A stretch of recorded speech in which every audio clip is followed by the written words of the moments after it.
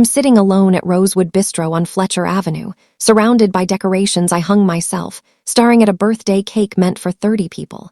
It's my 30th birthday. 30. The milestone everyone says matters. There are balloons tied to empty chairs, unopened presents on a gift table, and a reservation for my entire family who promised they'd be here at 7 p.m. It's now 8:45. My phone buzzes with a text from Mom. "So sorry, sweetie. Your sister's promotion party ran late. We'll swing by after." My sister's promotion party. The one she announced yesterday. The one that's happening right now at the Sterling Hotel across town. The one my entire family chose over my birthday dinner that's been planned for 6 weeks.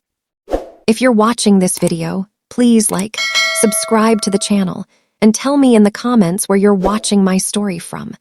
Let me know. You may be living next street to me while I don't know, and I want to know how far it has traveled. My name is Vanessa, and I've been invisible my entire life. Not literally invisible, obviously, but invisible in the way that matters. I'm the middle child between my older brother Austin and my younger sister Brianna. Austin is 34 and works in finance at Northbridge Capital downtown.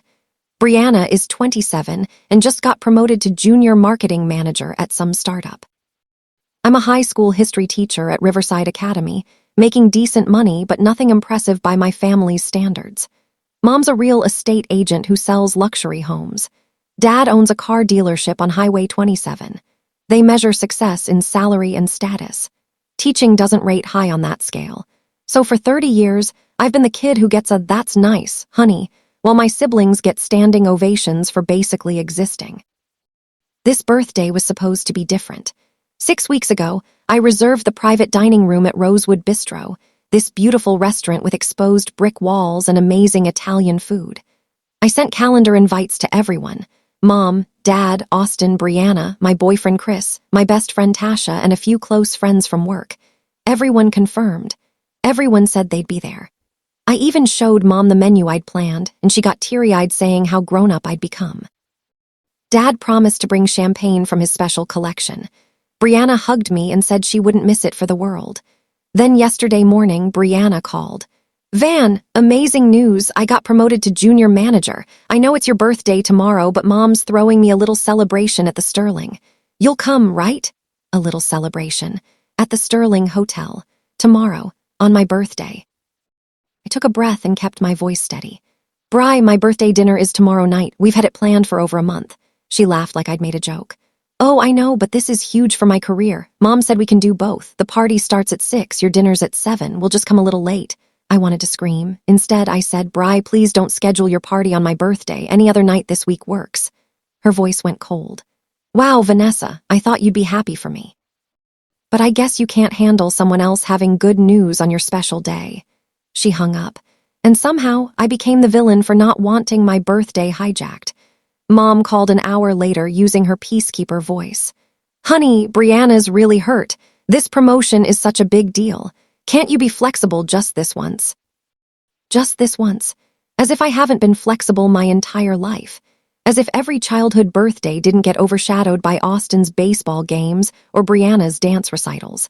As if my college graduation wasn't cut short because Austin had a work dinner.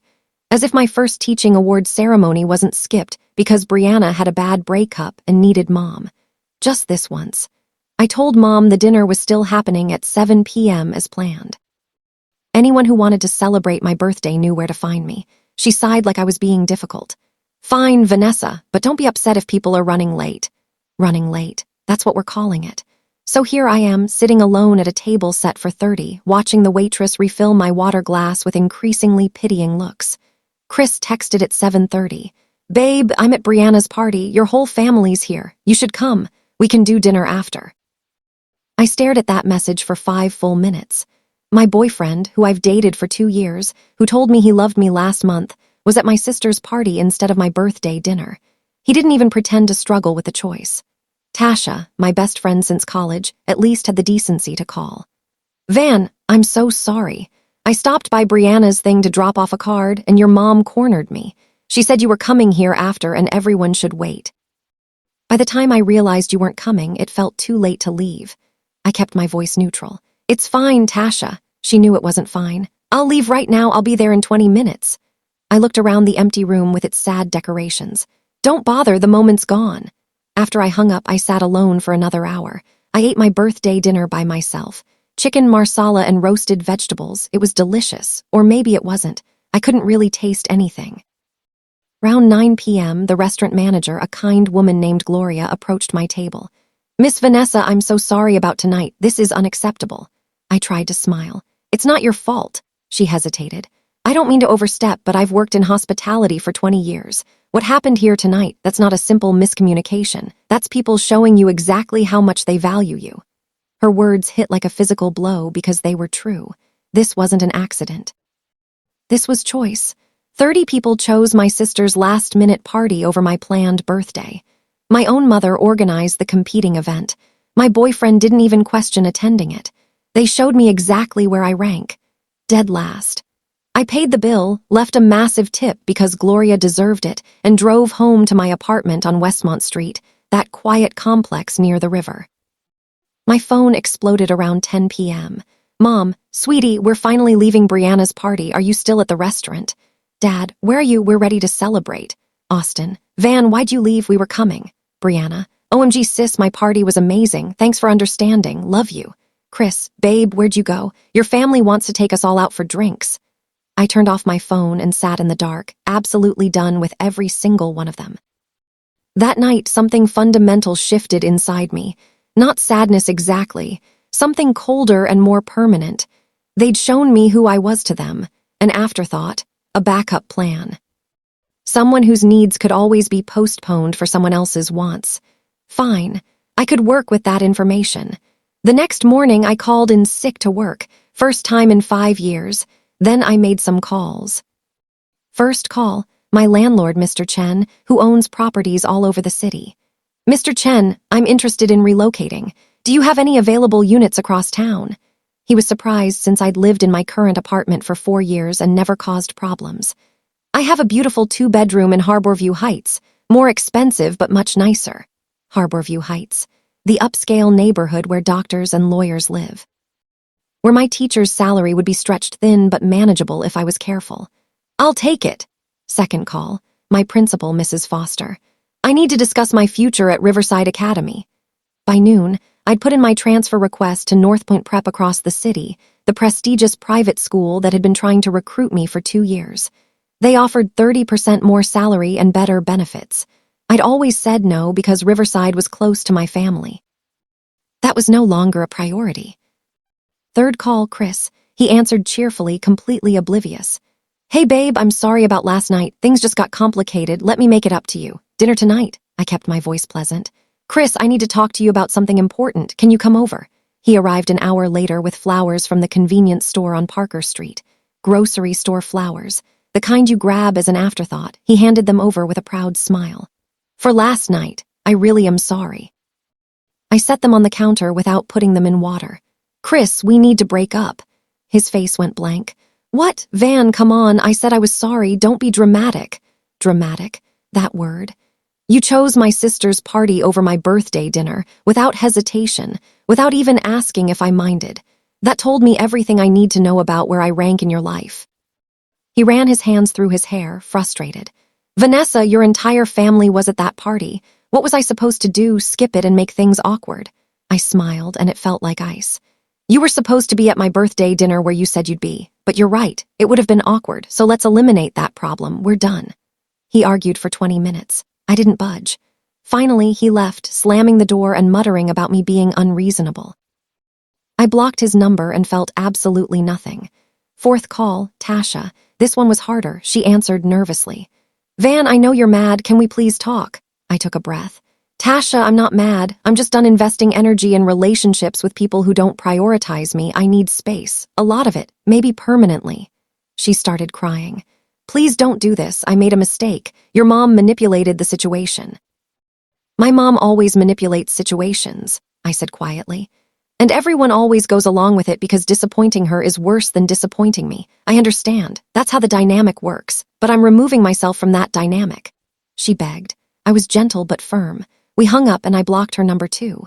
By evening, I'd systematically cut contact with everyone who'd chosen Brianna's party. which was basically everyone I knew. My phone rang constantly. I ignored it. Finally, Mom showed up at my apartment around 8 p.m. using the spare key I'd given her for emergencies. She walked in to find me packing boxes. Her face went pale. "Vanessa, what are you doing?" I continued wrapping dishes in newspaper. "Moving," she laughed nervously. "Moving where? Why? Honey, if this is about last night, you're overreacting. We were going to come to your dinner. We just ran late." I set down the dish carefully. "Mom, you organized a competing event on my birthday. You knew what you were doing." She waved her hand dismissively. "Oh, don't be so sensitive. Brianna's promotion was important. We can celebrate your birthday anytime." I turned to face her fully. "Do you know what I realized last night, sitting alone in that restaurant? I realized that I've spent 30 years accommodating everyone else, and not once has anyone accommodated me. Every birthday, every achievement, every important moment gets sacrificed for Austin's career or Brianna's drama. I'm done." Mom's face flushed.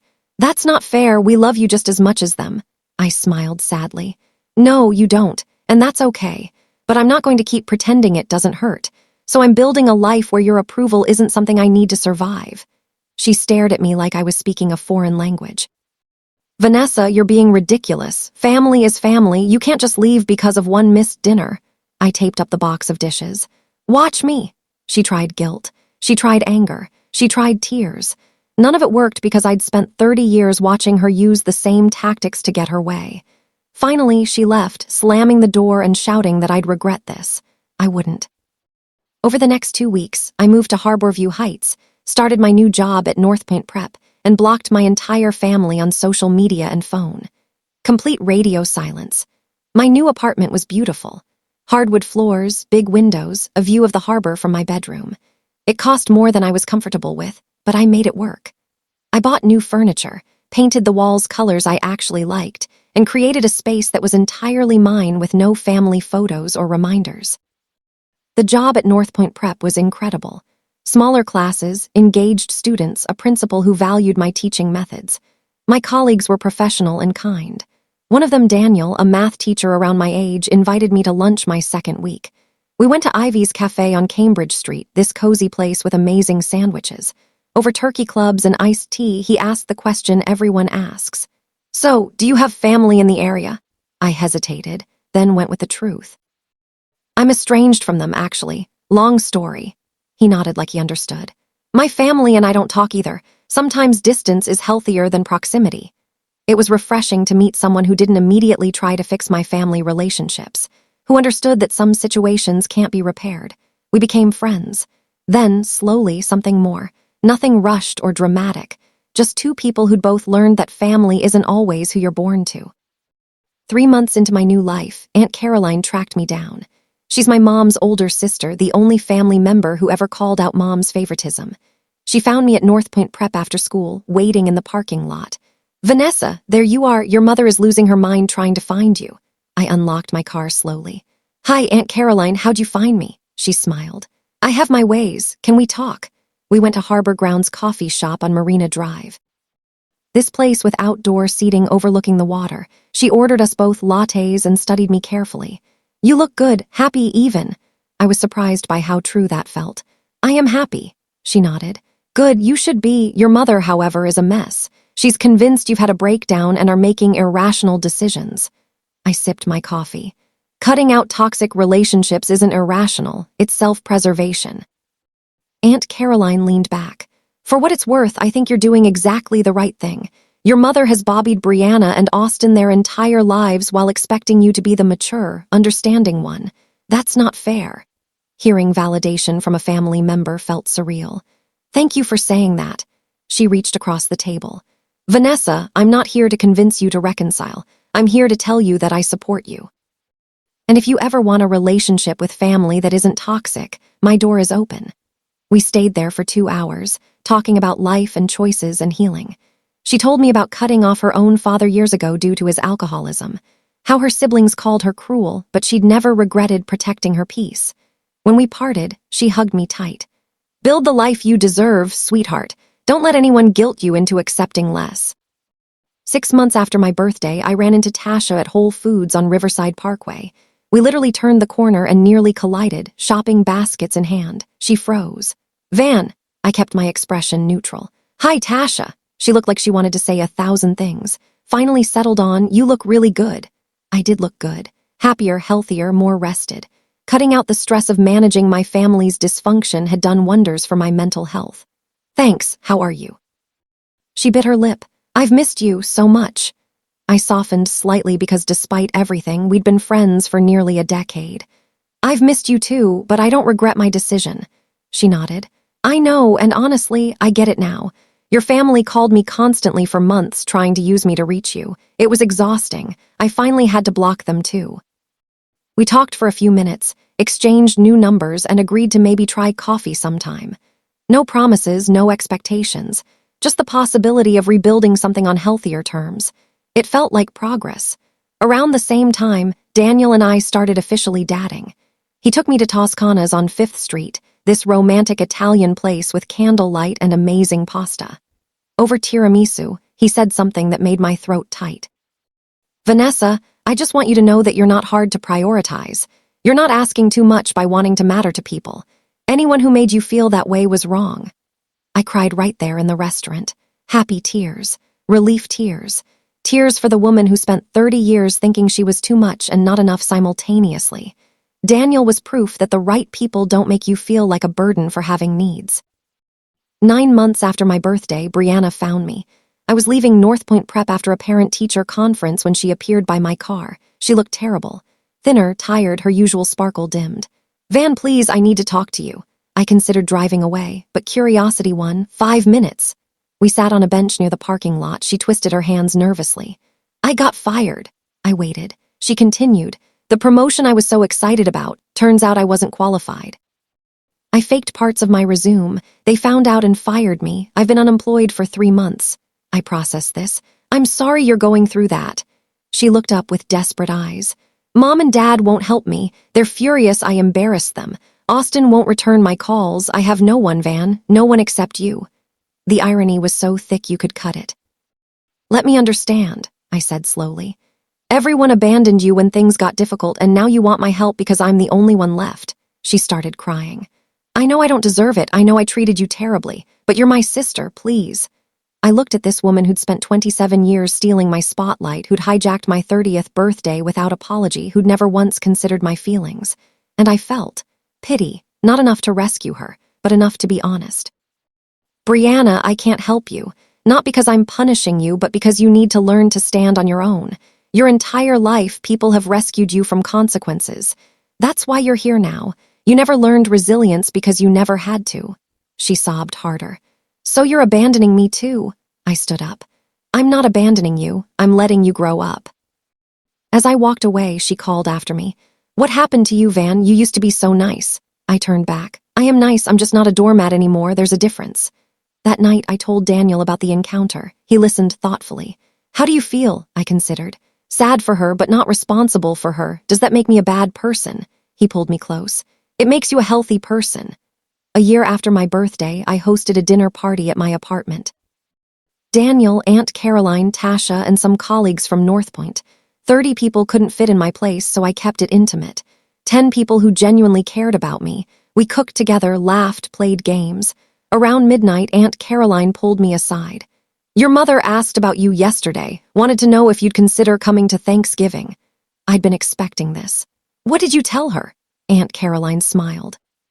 I told her that you'd built a beautiful life without them, and if they wanted to be part of it, they'd need to earn that privilege. 2 days before Thanksgiving, Mom called from a new number I hadn't blocked yet. I almost didn't answer, but something made me pick up. Hello, her voice was small. Vanessa, it's Mom. Long silence, then I'm sorry. 2 words I'd waited 30 years to hear. Sorry for what specifically? I needed to know she understood. She took a shaky breath. For choosing Brianna's party over your birthday, for making you feel like you didn't matter, for not being the mother you needed. I sat down, my legs suddenly weak. Why now, Mom? What changed? She laughed bitterly. Brianna's mess showed me how much I failed both of you. I turned her into someone who can't function without constant validation. And I pushed you away by taking your strength for granted. I lost both my daughters in different ways. I didn't speak. She continued. I'm not asking for forgiveness. I just wanted you to know I finally understand what I did, and I'm sorry." We talked for an hour. Really talked, maybe for the first time ever. She didn't make excuses, didn't minimize the hurt, just owned her failures and apologized. When we hung up, I felt something shift. Not reconciliation exactly, but possibility. Daniel found me on the balcony afterwards, staring out at the harbor lights. That sounded heavy. I leaned into him. My mom apologized, genuinely apologized. He kissed the top of my head. "What are you going to do?" I thought about it. "Nothing right now, maybe eventually rebuild something on my terms, but I'm not rushing. I've learned I'm okay without them, better than okay, actually." He smiled. "That's probably the healthiest approach." Thanksgiving came. I spent it with Daniel's family, warm and chaotic and full of people who asked about my life with genuine interest. Christmas, I had dinner with Aunt Caroline. My birthday, I threw myself a party with my chosen family. 31 looked a lot better than 30. Now, 18 months after that disastrous birthday, I'm living my best life in ways I never imagined. I got nominated for Teacher of the Year at North Point. Daniel and I moved in together last month. I have friends who actually show up when they say they will. My relationship with Mom is slowly, carefully rebuilding. She comes to my apartment once a month for lunch. We're learning to relate as adults rather than mother and disappointing daughter. Brianna got a job as a receptionist and is learning humility the hard way. Austin called once to apologize but hasn't followed up. That's okay. I don't need his validation anymore. The other day, Mom said something that made me realize how far we'd come. "You know what I admire most about you, Vanessa? You taught yourself to walk away from people who don't value you. I never learned that. I wish I had." I've learned that walking away isn't giving up. It's not cruelty or selfishness. Sometimes it's the most loving thing you can do for yourself. The story you have just heard reflects the painful truth that sometimes the people who should love us most take us for granted until we remove ourselves from the equation. I'm sharing this to remind you that you are not required to tolerate being someone's last priority, even if they're family. If you were Vanessa, what would you have done? Would you have forgiven them immediately and continued accepting less than you deserved? Or would you have walked away and built the life you actually wanted? I want to know your opinion because every story is like a candle that can light the path for someone else. God bless you and may courage guide your hands. Meanwhile, on the final screen, I am leaving you with one of the most beloved channels, King's Revenge Vault. I am sure none of my stories will fail to surprise you. Thank you for staying with me until this moment.